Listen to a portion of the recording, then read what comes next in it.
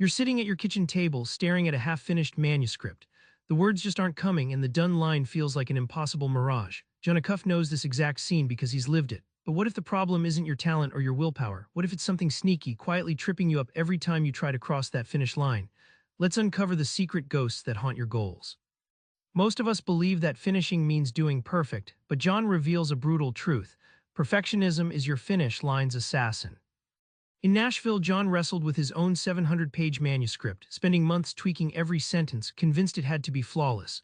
But the more he polished, the further done slipped away until even friends joked the book might never see daylight. That perfectionism wasn't helping, it was burying the entire project under endless edits. Think of perfectionism like chasing a mirage in a desert. The closer you get, the further the finish line moves. It disguises itself as high standards but actually traps you in a loop of diminishing returns. Jon calls it a sabotage mechanism, the brain's way of avoiding risk by endlessly refining instead of finishing. The breakthrough, deciding that done is better than perfect. When Jon shifted that mindset, everything changed. By embracing imperfection, he unlocked a flow of momentum and crossed his finish line laughing, not crippled by doubt. Sometimes, finishing imperfectly earns you the freedom success demands. Starting big projects feels thrilling, but finishing is where the real challenge lives. Jon teaches a radical shift. Small wins build unstoppable momentum. Jon once tried finishing a 1,000-step project all at once. Spoiler, it didn't work.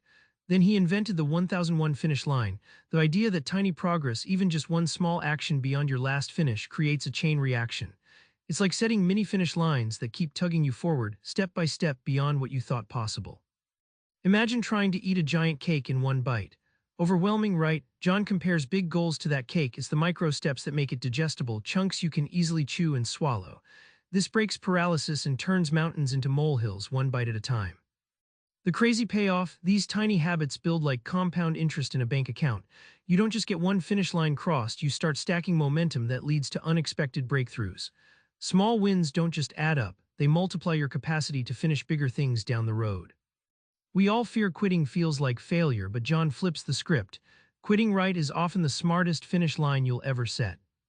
Jon confesses to dozens of projects he ditched before they found their finish, like that side hustle that never took off in Raleigh. Instead of flogging dead horses, he chose to quit right meaningfully without guilt, so he could channel his energy into what actually moved the needle. Quitting isn't surrender, it's a reset button. Jon compares it to a GPS rerouting. When you hit a traffic jam, you don't keep banging your head on the same wall.